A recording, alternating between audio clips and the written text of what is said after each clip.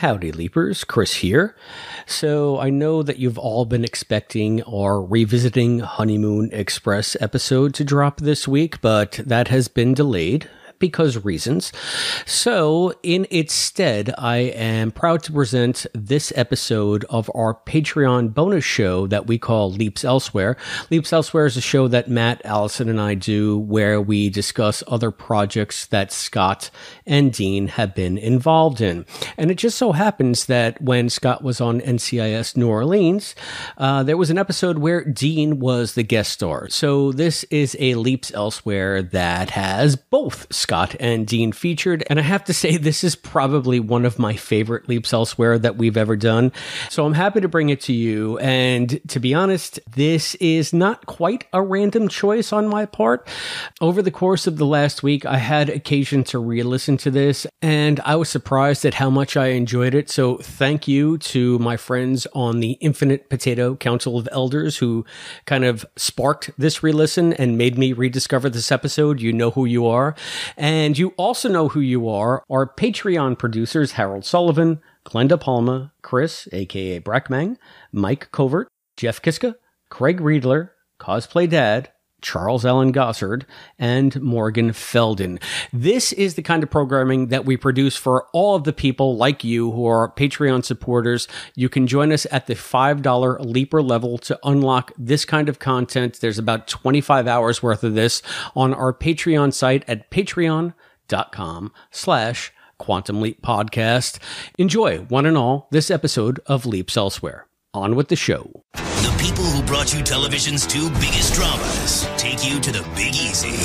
We need you to come with us. Not gonna happen. Ah! Kinda old school. Old school still works in Louisiana. Scott Bakula. You ready? I'm good for a fight. This town really gets into your DNA. My city, my way.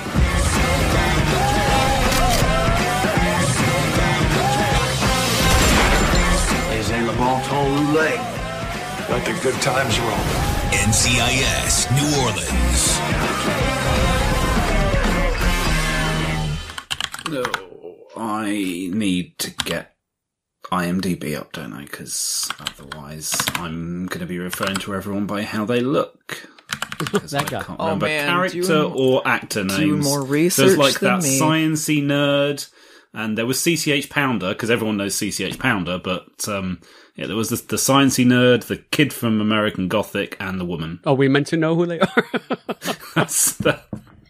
All right, let's save it for the show, because I think that's part and parcel of what we're going to be discussing. Let's be sure to only say nice things about Scott for this record, just in case. Just in case. Because I'm sure he's listening. Yeah, Scott Bakula's like, no one ever talks about NCIS New Orleans. Oh, dear. Stop it. Save it. We haven't started yet. All right, let's do it. We're all going to talk about the accent, let's face it. The Baccent.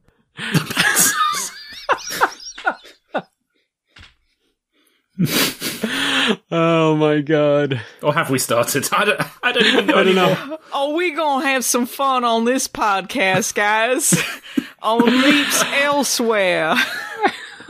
There, I got an intro. That accent right, Allison? You got it better than me. I don't know. I have it barely holding. In New Orleans. If you say Nolans, yeah, Nolans. You got it. Nola? Nola. I'm afraid to try. Yeah, Matt, well, now you have to. Now you've called attention to it. Norlands? Very questioning. Nolans? Norlands? Gumbo and chods? Oh, you mean greens? Hey, have you guys ever noticed that most British actors, when they do an American, will do like a Southerner or someone from Texas? No, I haven't noticed that Do at all. we? I've noticed tons of them just doing plain vanilla American accents. And in my experience, they're always doing like a deep Southern or Texas accent. I can't think of one example of that. What are you thinking of? I thought British actors usually did this kind of very generic, sort of New York, but very soft East Coast. It's harder to do different accents that are specific to regions, because I feel like if an American's doing a British accent, it's usually like, you know, just standard, like what Matt sounds like, instead of like, a northern accent or like a Cockney accent or, like a very specific kind of thing. It always comes back to accents on the show, doesn't it? Yeah. The baccent. I just wanted to say the baccent. The baccent. It's what we're all here for. Did Scott's accent kind of come and go throughout this entire thing? I felt like it did. I was trying to figure out if that was an intentional thing. Like he knew that if he tried to really push it, it would sound false. So maybe he was intentionally holding back, or it was just very bad. I don't know. I'm not close enough to the regional accents. He's doing it kind of soft, because I feel like if he was doing like a real like Creole accent, like it's kind of hard to understand, and it does sound kind of goofy when it's not what they sound like, and that's kind of what's happening here. So I mean, I would have to hear from like an actual New Orleans person if it sounded accurate enough, but it's distracting to me because I know that's not what he sounds like. Half the time to me he sounded like Scott, and the other half he sounded like Scott doing an accent, and I was just wondering if he was taking a page from the DeForest Kelley book of how to do accents whenever he approached McCoy for a different scene. If he wanted him to be more cranky and southern, he had a little bit more of an accent. If he just wanted him to be, damn it, Jim, I'm a doctor, he was just, D. Kelly. So. I don't know. I've actually seen more than one NCIS Nolans episode than this, but I don't know a lot of the backstory about Dwayne Pride's character, other than apparently in this one, his father, Cassius, was in jail. But, I don't know, maybe he was like raised by like super New Orleans person and then like a normal average North American accent, and then he kind of like slips in and out of it.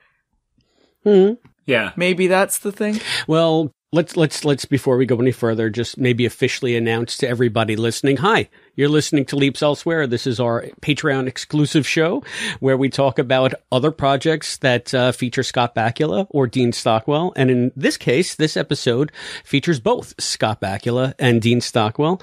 Today, we'll be talking about the NCIS New Orleans Season 1 episode, Chasing Ghosts. As you probably already know, NCIS New Orleans is the latest show starring Scott Bakula, and we happen to pick an episode in which Dean Stockwell makes an appearance. So we get to talk about both Scott and Dean on this show. And it's funny, Allison, I wanted to maybe start this one by asking everybody, because you had just alluded to it, how much of this kind of TV do you watch? Are you an NCIS fan? Are you a CSI fan? Do you watch police procedurals in general? Like, what is your experience with this genre? Why don't we start, Allison, with you? Can you tell us just a little bit of background on your, do you like this stuff?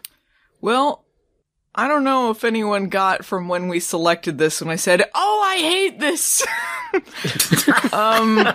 No, I'm not a big fan of police procedurals. If there's something with like a twist to it, then that's fine. Like, it's incredibly un-PC, but I liked Monk when it was on. So there's some things that I like, okay, if there's like a different spin, but these sort of average, like, lives of the investigators, forensics, the kind of staple that Donald Belisario has made a lot of money on, is just not my thing. But I have seen a handful of episodes of NCIS New Orleans, because I am a Scott Bakula fan like all of us. So I was curious. I picked ones where I'm like, maybe the plot is okay. It sounds like it's about his character, to varying degrees of entertainment or amusement. I actually thought this episode would be really boring. But I have a lot more to say than I thought I would. Wow. How about you, Matt? Do you watch these kinds of shows? Yeah, I'm much the same as Alison. I've never really been into procedurals unless there's something different about them. So, yeah, the NCIS shows always seem to me to be fairly, maybe generic, safe. The fact that they've done, 2,000 episodes of them now, maybe that does prove their genericness. So I've always avoided them. Not seen any of the NCIS episodes of any of their flavors. Oh, okay. All right. So I thought that maybe we would be able to have at least someone on the show to represent this kind of entertainment because, like you guys, not my cup of tea. Do not like procedurals. I have never seen an episode of Law & Order. I've never seen an episode of CSI, whatever iteration. This is the first episode of NCIS that I've ever seen, and it will be the last episode of NCIS I ever see. Didn't sell you? Because let me tell you, it kind of almost sold me. I'm just going to say. I get, you know what sold me? We'll get to it, but like Dean's performance sold me. It was the only time the episode came alive to me, and that's not to diss Scott in any way, but we can get to some of the specific problems I had with that. But I'm trying to think, like the last police show that I watched, like straight up cop drama, was probably The Shield on FX or NYPD Blue on ABC. Yeah, NYPD Blue was my last as well that I was properly into. And that was a long time ago. Right? Let's face it. What about Cop Rock? Either of you see Cop Rock, the ultimate police procedural? I do believe I spoke to Laura Harrington about being in Cop Rock, our own Connie LaMotta. Oh my God. My grandmother's platter. Amazing. And I think she said she had a blast. So I bet it was super fun to work on. Go back and listen to our interview with Laura Harrington from the Deliver Us from Evil podcast. What's that, episode 079, I believe, or 080. QLP 080.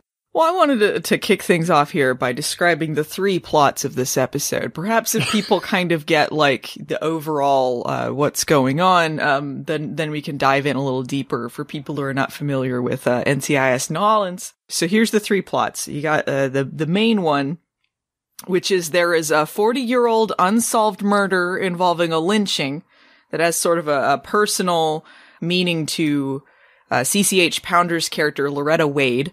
And then you have Thanksgiving's happening, and Dwayne Pride, Scott Bakula's character, his daughter doesn't like that he buddies up with her boyfriends all the time. And then you have, there's a greens off happening.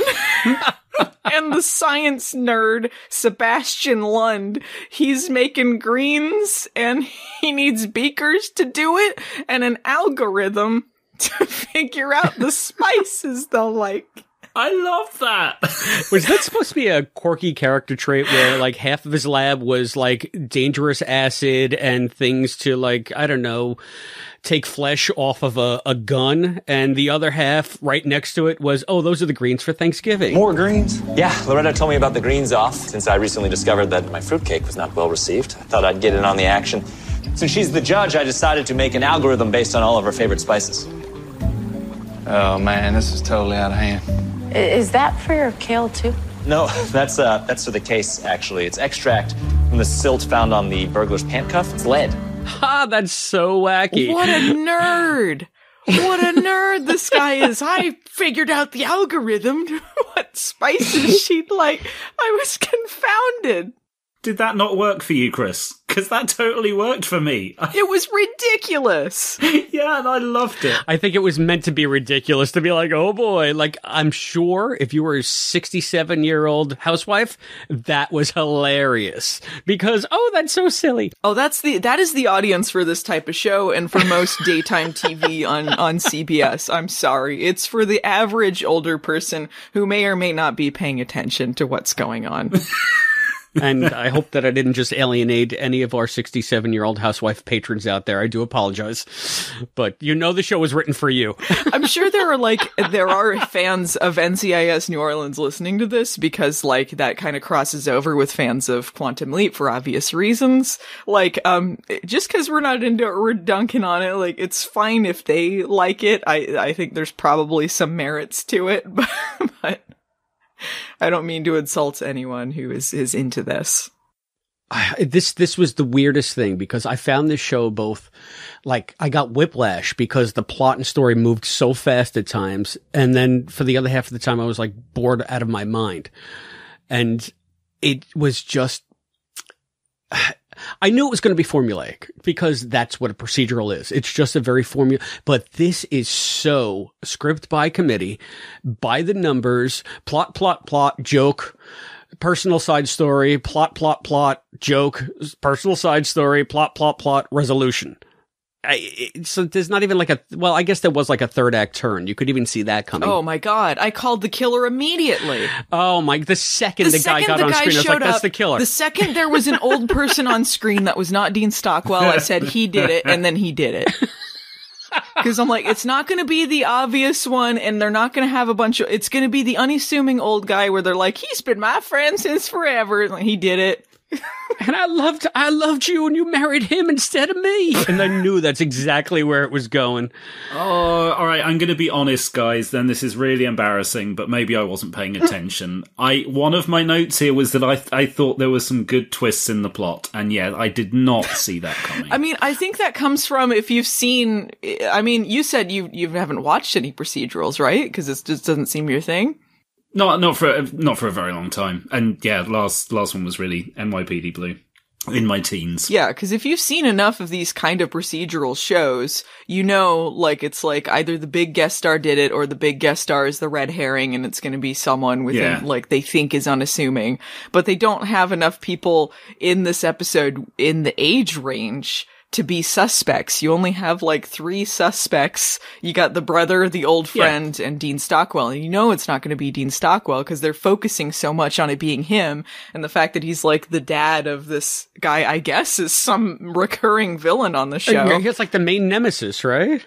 It's the classic Quantum Leap mystery issue. There's always one guest star that could be the suspect. But yeah, somehow that passed me by here. As I say, if this was Quantum Leap, I probably would have spotted it a mile off.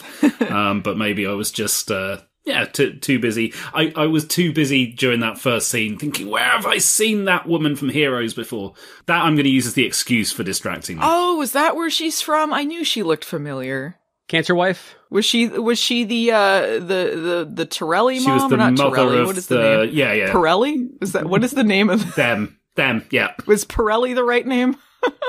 Probably. Tortellini? We're thinking about the same person, though. What are we talking about? I'm confused. Her sons could fly. The woman who was the wife of the man who was murdered in this episode. Right, that's a cancer mom. Yeah, cancer mom. Cancer wife. She was the mom of the main characters in the ensemble of Heroes, I believe. Oh, I remember watching the first season of that and not really liking it that much. The first season was the only good one, so I don't think the other ones are going to sell you on it.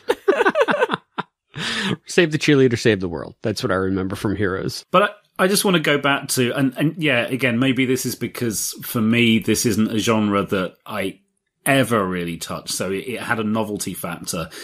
Chris, yes, maybe it's true that this had a very formulaic set of beats, but I enjoyed all of those beats. I thought it was that the actual mystery plot was good and kept me engaged. The jokes were funny enough. The nice personal backstories were nice. I actually quite enjoyed this, but maybe this is exactly the same as every other episode of every other show in this genre. I don't know, but it was a good hour. I mean, I gotta be honest, I didn't hate it, really. Like, I've seen other episodes NCIS, and I think this one was, like, perhaps inadvertently amusing to me. Like, there were some parts that were definitely supposed to be funny. You know, the thing where he's, like, making the greens with all the science stuff, and then like, the whole subplot with the daughter's boyfriend. Like, it's supposed to be funny. And some of it's actually funny because the way they intended, and other parts are like, what? Like, this is not how human beings act. Like, what is going, like, thank you. The plot with the boyfriend, like, she, what is the name of his daughter? Laurel? Yeah, Laurel Pride. So Dwayne's daughter, Laurel, is like, I'm gonna bring this guy I like to Thanksgiving dinner, but don't do that thing you usually do. And you kind of think, because this is a plot you see in a lot of things, that maybe he's kind of tough on the boyfriends, or maybe he's kind of, like, you better treat my daughter right. But it turns out he's just too friendly. He's just too nice, because they always end up being buddies with him. They'll call him for advice. Some of them still do. He helps them out. He's so nice. And she's like, don't make it weird. Don't get close with my boyfriends. This is going to be just a nice dinner. So the moment that this guy shows up, his name is Orion, by the way. Orion, yeah. And the moment he shows up, he starts acting like a fucking alien. And he's like, I brought these spices for the dinner, and he takes them out, and he's like, I got them because they're for your, he uses some technical term for the front taste buds or something, like a human being would ever say this. Why cinnamon? Daddy. It's for the fungiform papillae. The fungiform papillae? Mm-hmm. Taste buds at the front of your tongue. Uh-huh. You get the savory right away. And then, like, they start talking. It's like a million years just to get to the point. I got cinnamon because it's sweet.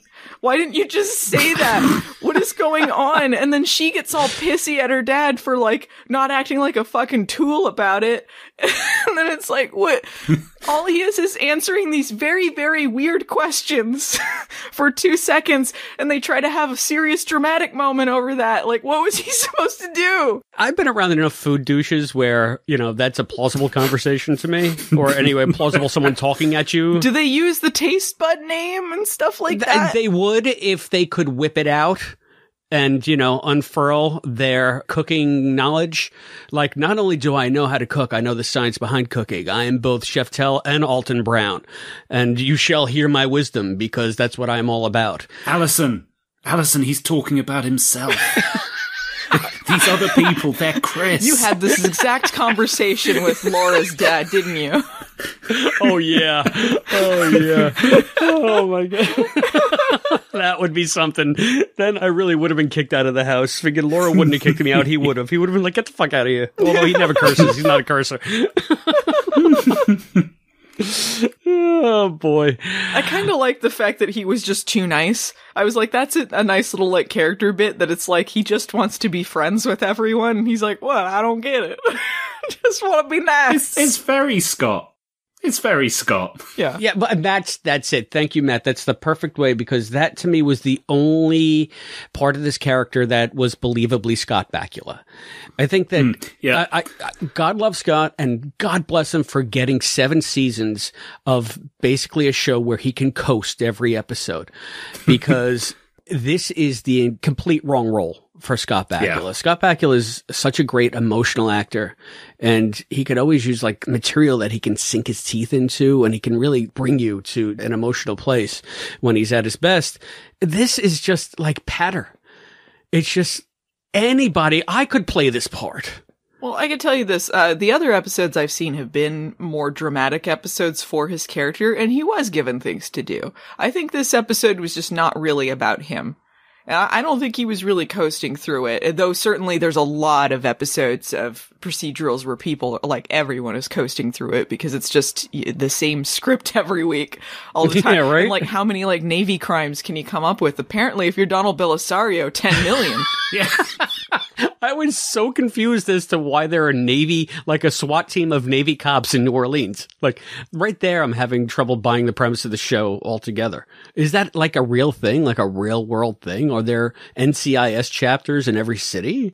I was wondering if this is like those cute little villages in England where there seem to be murders every week for about 10 years. Is that the same as in the Navy? There's just that many unsolved deaths that they need 1,000 episodes of in various locations. It doesn't feel like it certainly wouldn't be as exciting as this, but that's with any procedural. Like forensics, for instance, is not as exciting as these things make it out to be. It's very just, do the science thing, and then you're in a lab and not a lot's going on. And, I don't know. It was really clunky, them getting to this, too. At the beginning of the episode, they have the cold open where there's this guy being chased because of a robbery by, like, the normie police. And then he, like, falls off a roof, and he has a gun that belonged to someone in the Navy. So that's, like, it's an old gun. So when the NCIS folks come in, you got short-haired lady and you got short-haired guy, and they come over, and then they're talking about greens or whatever for Thanksgiving. And then Dwayne's like, I'm just waiting for the next question. What does this have to do with the Navy? Waiting for the first question. Navy or Marines? Neither.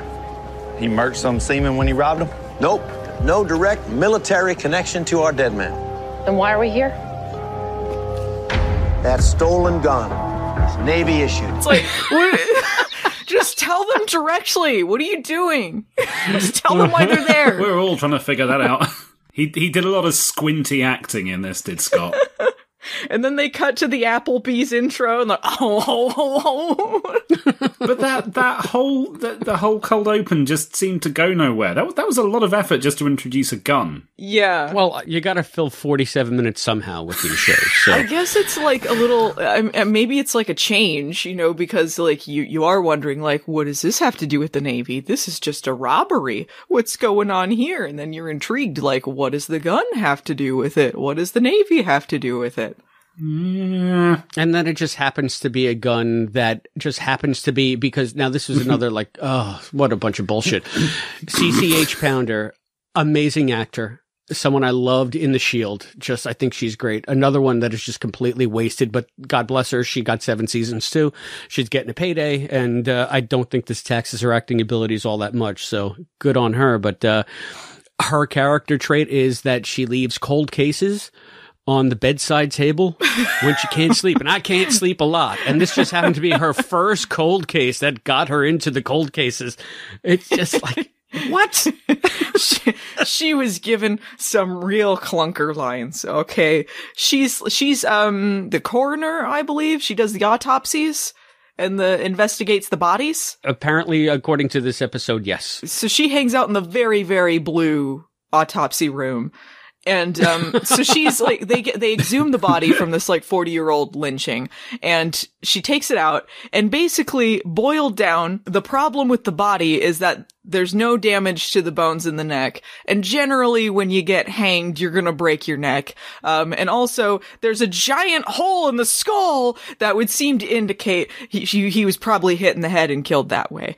But she goes around it in the dumbest way. She's like, usually you see damage due to asphyxial resistance. And then like Scott Bakula's like, you mean when someone struggles when they're being choked? It's like, you don't have to explain that someone breaks their neck when they're hanged usually.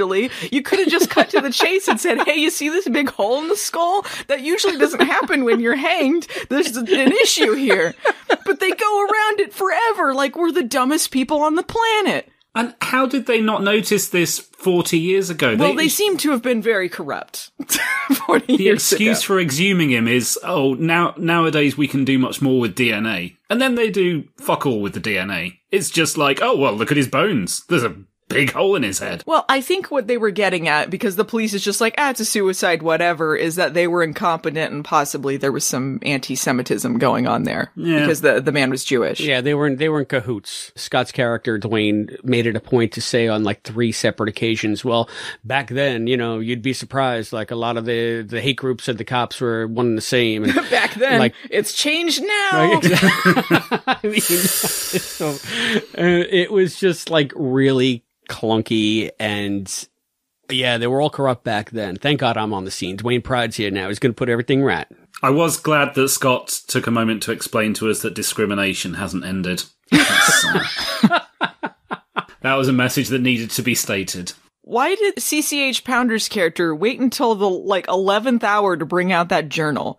Like, they did all this DNA investigating, and they're like, wait, it's not this guy, and whatever. And she's like, maybe the journal lied. And they're like, what? The journal? The journal where he said that, like, so-and-so was doing this, and this is like, what? Do you think forensics is the only part of investigating? Like, why didn't you bring this up? This is important. Because the journal was part of the cold case, and she had read it so many times that there was nothing new in the journal, Allison, but she never considered that there could be evidence aside from what was written. If the journal says so-and-so was hassling me or so-and-so might do this to me, and they think so-and-so did it, that would be evidence to corroborate what they were saying. But that's not what they got out of the journal. Yeah, but she was saying that it was faked anyway, but she didn't bring that up until after they were already done all of this, like, forensic evidence. And, like, who could it possibly be? But it just so plausibly occurred to her at that moment that it could be a fake entry after 40 years of looking at this journal. It was never brought up in this episode. How fucking lazy is that? I'm just saying. It's like Deus Ex Journal, like, yeah. You didn't...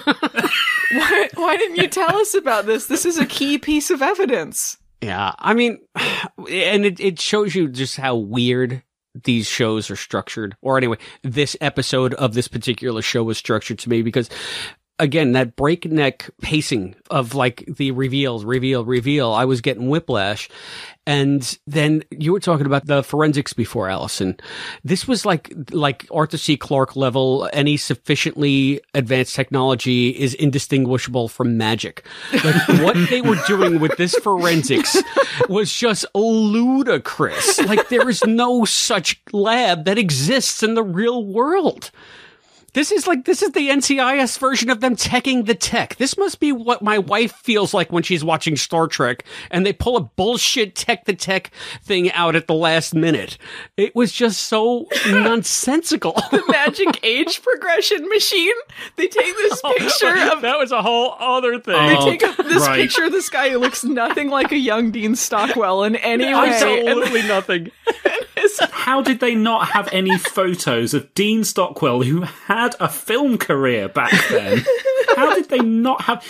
They seem to have a photo of young Joe Pesci, who morphs into this bad drawing of Dean. Brilliant. Morphs into his head, exactly. That's not even like, if you have like sketches of possible age progression, and people do that, they take photos in like Photoshop or Sketch, and they're like, okay, this is plausibly what they look like. It doesn't look like an exact photo of them. I'm sorry, but the progression that they did was so wonky looking. He had a big bulb head.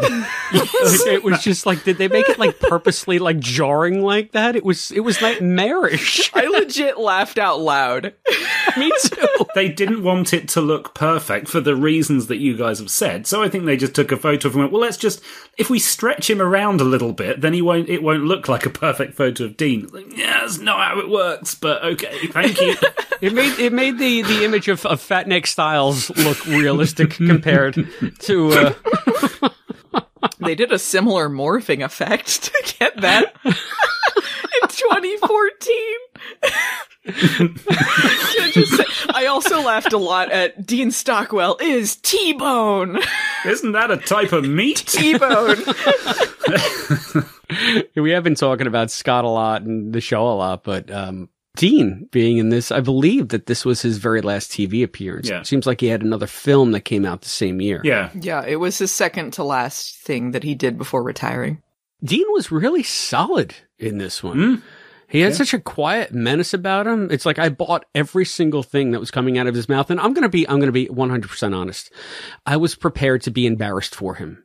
I thought that this was just going to be a gimmicky stunt. I don't know how well Dean is at this point in his career. I don't know if he's slipping. I didn't know what to expect, but I was cringing because I was expecting the worst.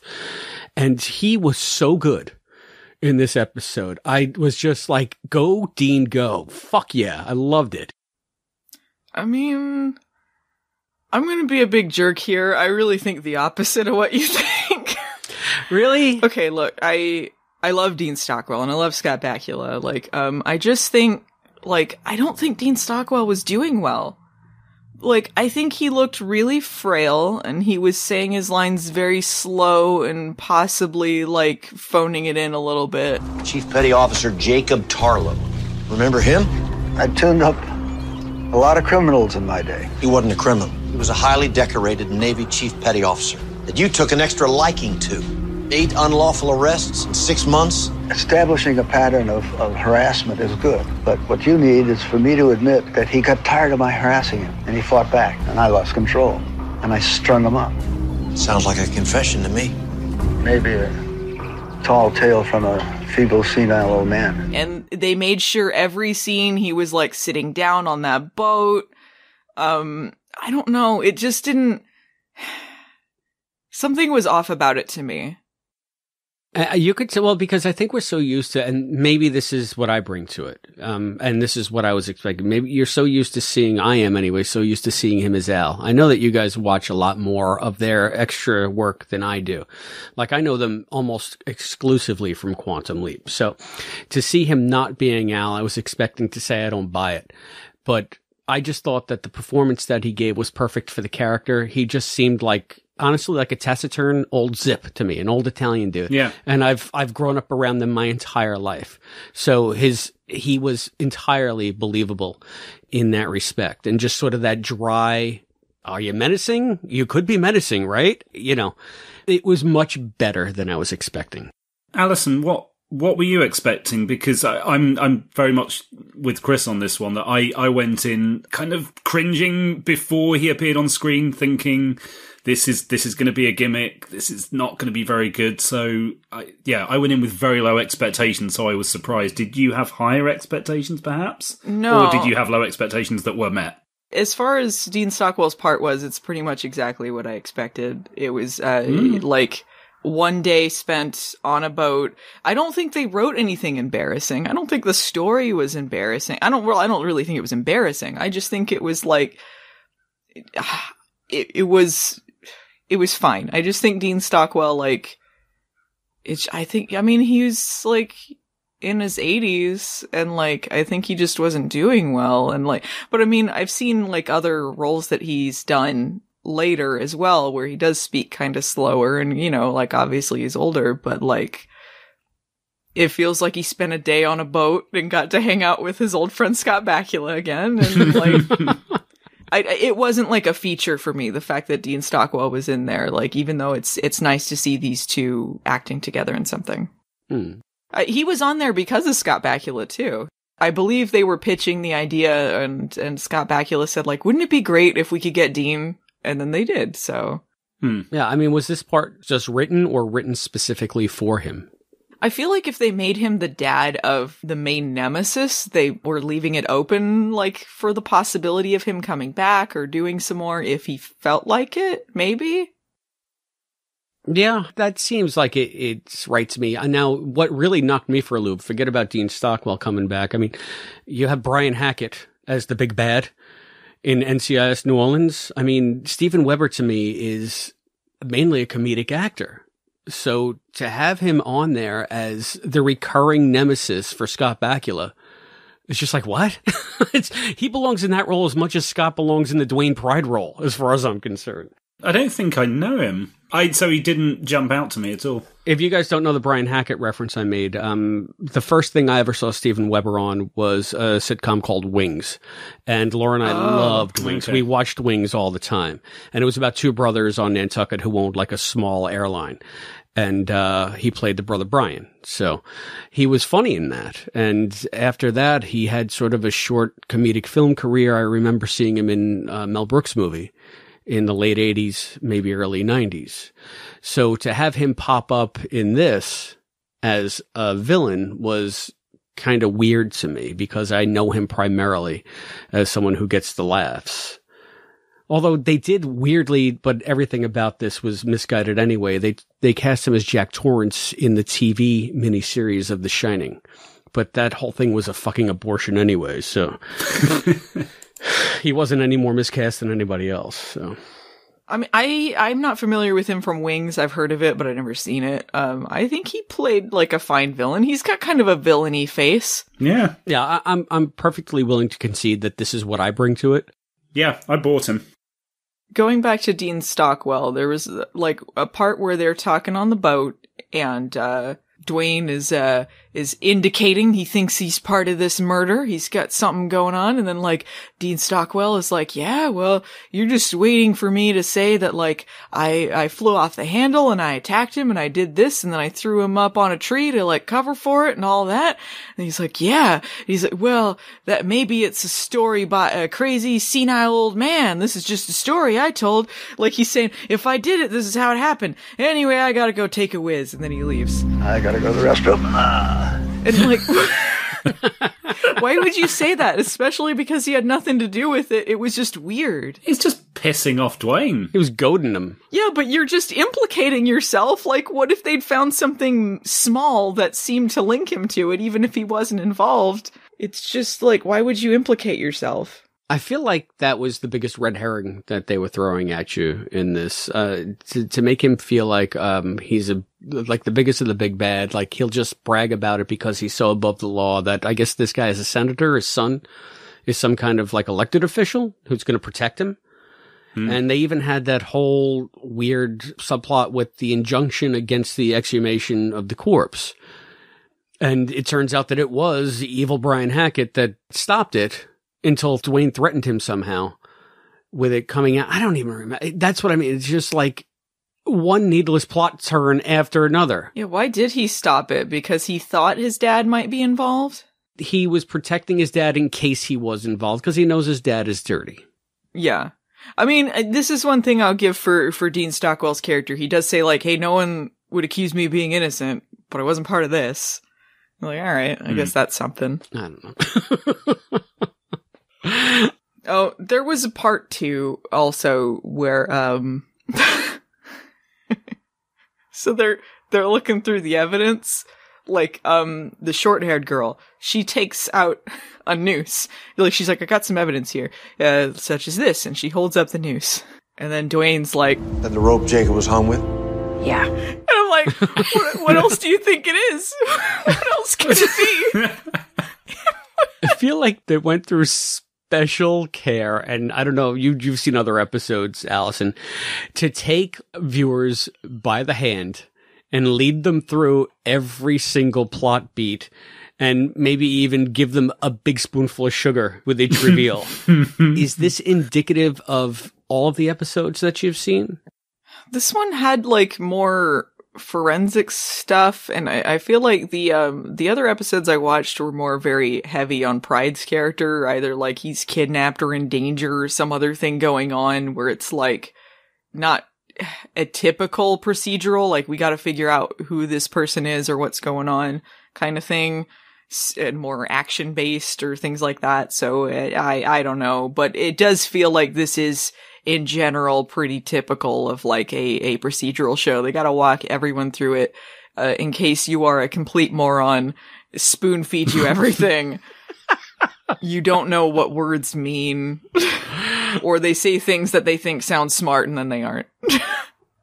I'm similarly confused with the setup of, is it the police, NCIS police headquarters, or is it Pride's house, or does he just have like a kitchen in the headquarters, or like, because there seems to be cooking in the same place where they do their investigating, just like the guy's making greens in the same place where he's rubbing DNA off of a 40-year-old murder weapon. It's the way they roll in New Orleans. But is it? Maybe. Why did that guy need to make the greens so early, though? They're gonna be all like soggy and flat and gross by the time they eat. Those were all test greens, don't you get it? One time he tells Pride not to touch them, though. Like, those are the ones for dinner. So at one point, they're not test anymore. Maybe they were actually doing the investigation on Thanksgiving. I guess. Maybe that's how they roll in New Orleans. I don't know. Just like they seem to have a Mardi Gras parade every day. Yeah. Like you had this parade in the beginning where they're just all marching down the street in costume. Because, yeah, that happens every day in New Orleans. Oh, my God. Oh, yeah. I hope it does. It does in my head. You know what killed me about this and the Thanksgiving thing? So they have these like transitions in these NCIS shows where it's like they'll flash, like they'll do a cutout and a flash to like some point in the episode that might be dramatic, or they're like, you know, coming up, here's what's going on. It's just like a second flash. And they do that at the end of the episode. They'll play like a dramatic sting, like, and they do that, but it's in the middle of like Happy Thanksgiving dinner. All right, somebody pass me the greens. Here's the waiter. Like nothing's going on, and then like the end. It's dark. That is. I noticed that as well. It is a very dark moment over Thanksgiving. But it's another thing that it's just like you're undercutting your own tension, because I kind of caught on as when I saw that first flash, it was just that isolated shot of Scott standing in a dark room. And I'm like, what am I looking at? And I was waiting for, you know, that most darling of TV tropes in the last 15 years. 2 days earlier, 48 hours earlier, you know, to pop up across the screen or whatever. But it just turns out that no, the formula of this show is to show you exactly where the character's going to be at the end of the act. And then you get to the end of the act and there's your shot. It's confusing because they don't pick shots that, like, sometimes they'll pick ones where it's like, you know, they're handcuffing someone or like a punch is happening or something where you're like, ooh, what's going to happen? But then other times it's just like Scott Bakula standing in a room and then, all right, at one point he will stand in a room. Right. You know, we're not heading towards any danger whatsoever is what you're telling me. Okay, I'm going to be very comfortable by the end of this act. Yeah, it was just an odd choice. Well, the other red herring of this thing was the Confederate Brigade. They had like a spin-off of the KKK, the Confederate Brigade, which was going on back then. And the lead of this Confederate Brigade is a guy named Brick Myers. Yeah. I'm trying to remember where I've seen that character actor from. Oh, he's Jeff Kober. Jeff Kober, he shows up in everything. Always playing a mean-looking shit. He's very good at it. Yeah. Very typecast, but he does what he does well. One of the only times I saw him play a good guy was in the movie Tank Girl. He was one of the mutant kangaroos that was like part dog. No! Oh, wow. I've not seen that in a long time. He was the love interest of that movie. God, I gotta see that again. I know who you mean. I didn't realize it was him. Who is named Brick?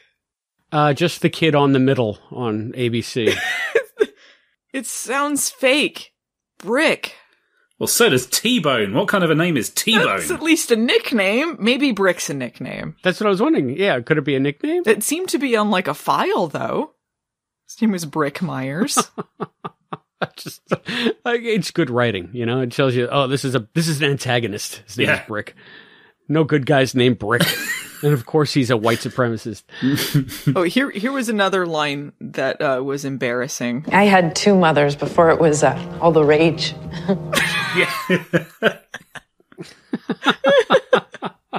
Why?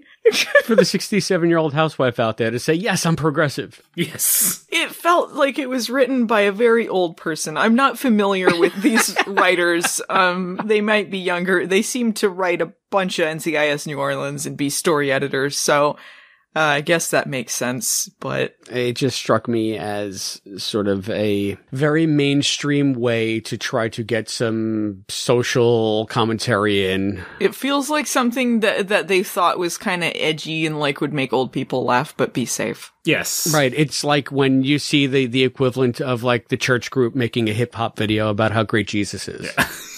Like that's how much edge it's got. Yeah.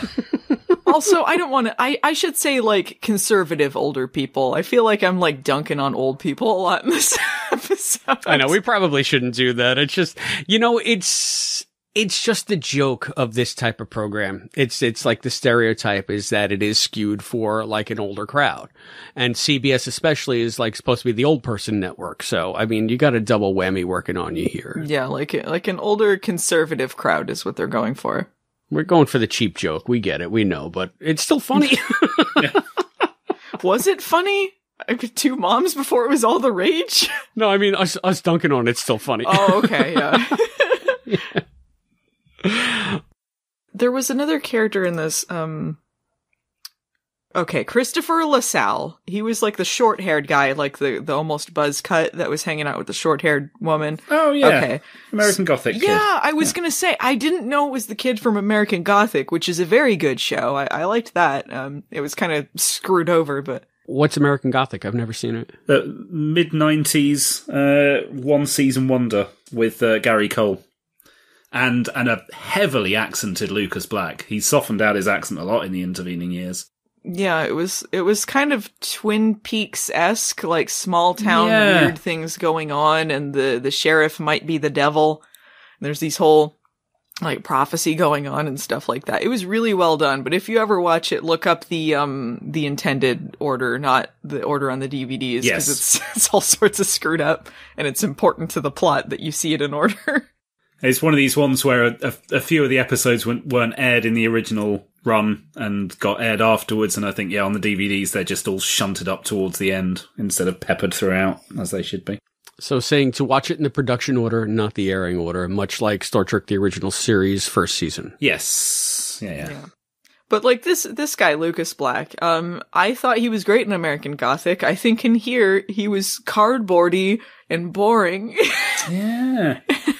And he served his purpose for this type of program, I guess. He's listed second in the cast list, and we've got 50 minutes in and we've only just mentioned him. That's how meaningful he is. He did nothing, though. Yeah, I know. He did nothing in the episode. And he seemed like the kind of like pretty boy you would add to a show like this. Like if you want like for the younger crowd, like you got Scott Bakula for like the older ladies, and then you want to have like a younger kind of generic hot guy, because it's not like Sebastian, he's the nerd guy, but you want to have like, you know. Yeah, well, but to me, that was, they were all generic characters. You had the nerd guy who was like the socially awkward tech genius.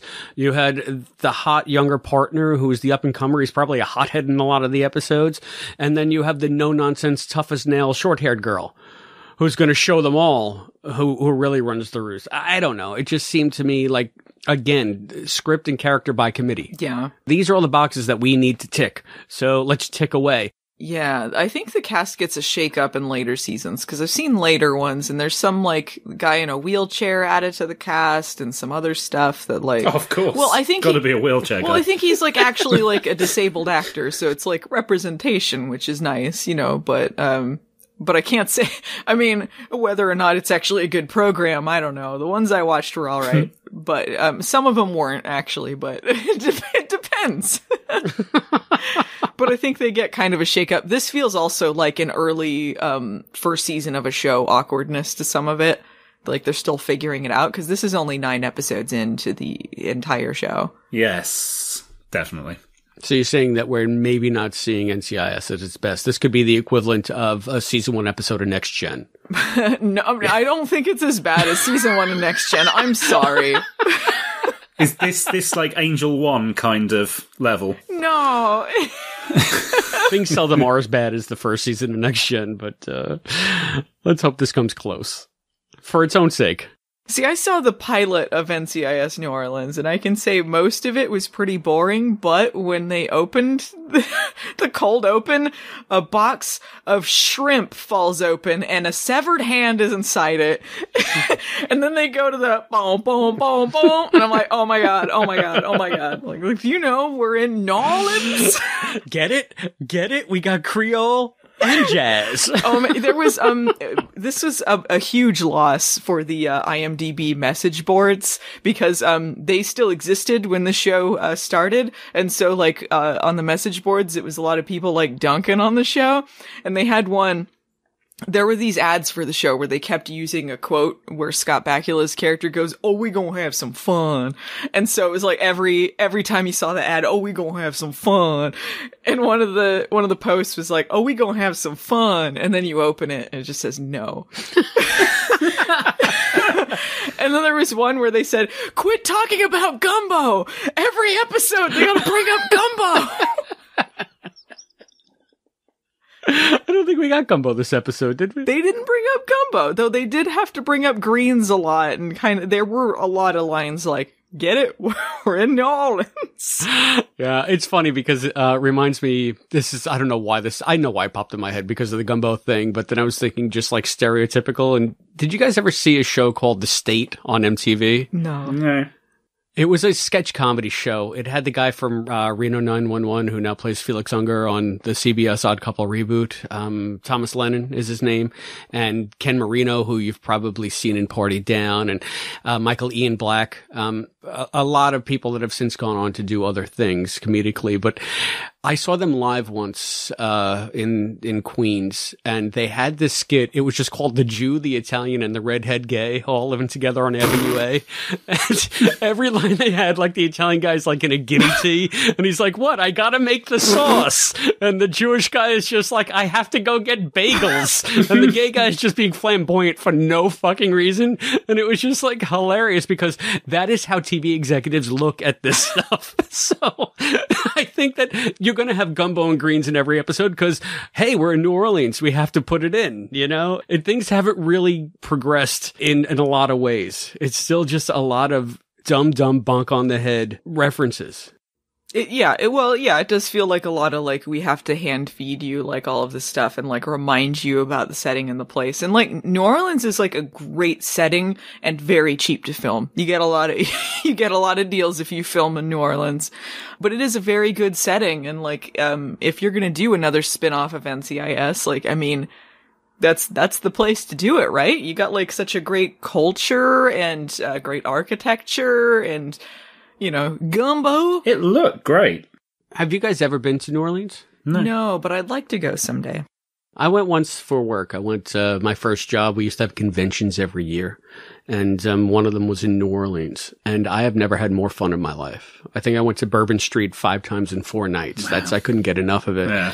And to have, and I guess maybe this kind of leads into my final thoughts, to have a show set in a city that I know is so dynamic and so wonderful and so interesting, and to be the equivalent, I swear to God, like watching this, I feel like if you're a kid at the doctor's office and, you know, you get like the highlights magazine and it's like a maze that someone has already done, but you do it anyway because it's comforting, or like find the hidden object where you circle the umbrella and the shoe. And it feels like this is the TV equivalent of that. It's like everybody knows exactly where it's going. We've all done it before, but you just go through the motions anyway because it makes you feel good. I can't think of any other reason for programs like this to exist. I just can't. Before I get to my final thoughts, I did want to ask, did you guys catch who the director was? Yeah, Mr. Whitmore Jr. Mr. James Whitmore Jr. Hell yeah. Yep. Still working. Good for Jimmy. Yeah, good for that guy. You know, I don't think the direction was bad. I'll say that. Good job, James Whitmore Jr. You know what? I honestly enjoyed this a lot more than I thought I would. I'm doing a lot of dunking, but like, I found it funny. Like, there were some parts that were pretty slow and formulaic and like, whatever, but like, it was just sort of ridiculous. And the parts that they thought were really smart, if I can figure it out, it ain't that smart. I don't claim to know that much, but like, if I know what you're talking about with asphyxial resistance and all this stuff, like, you don't need to have your seasoned cops not know what's going on. And maybe some of that's ironed out later. I do feel like it felt a little less like that in some of the later episodes I watched, but, I might actually watch more of it after this. I don't know. We'll see. Maybe I'll want something on in the background. That sounds about right. What about you, Matt? Yeah, and Chris, you put it perfectly, but I'm still going to disagree with your conclusion. Because yeah, I finished this not feeling particularly challenged.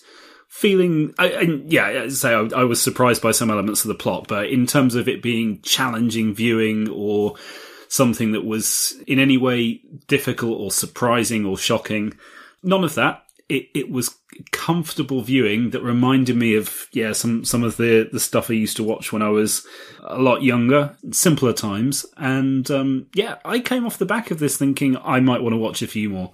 I don't think I want to watch 150 episodes and try and catch up. But I genuinely came off this thinking this is some nice, easy viewing when I don't want to sit there watching something particularly complex. I might fire up some more of these. So absolutely, I'm gonna tune into this in future here and there. All right. Well, I mean, I'll give it this. It's probably the most dynamic episode of television that Scott Bakula stars in that revolves around an anti-Semitic lynching. How's that? I'll give it that. Now, you don't know that. You have not seen his Did you see the Baseball Crimes movie? I don't think you did. Was there an anti-Semitic lynching in that? There was some racism. I don't remember if there was I rest my case. Lynching. All right. Yeah, fair enough. Well, there was... No, you're right. A ringing endorsement. I think we're all in agreement, everyone. Tune in to NCIS New Orleans. We go have some fun. Oh, yeah. So if any of you patrons out there are familiar with NCIS New Orleans and want to come and jump to its defense and take us to task for dunking on it, we'd love to hear your voices. We'd love to hear what you think. So comment on the feed for this episode on the Patreon page at patreon.com/quantumleappodcast. And wow, so guys, refresh my memory. I think that we picked this one after the Gung Ho episode, right? So that was a Scott episode. Yeah, this was a Dean Stockwell thing. Technically. So this was a Dean Stockwell thing. I'm so sorry to Dean Stockwell, to everyone. He's great. I just didn't like this episode with him. But that means that our next episode is going to be another Scott-centric project, I guess.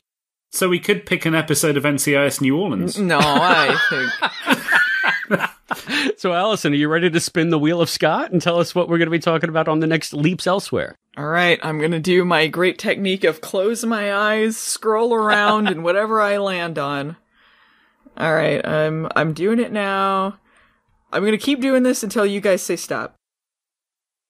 Stop. Okay, I've seen this one. I've seen this one, and I have a copy, don't you worry. All right, we have the trial of Old Drum.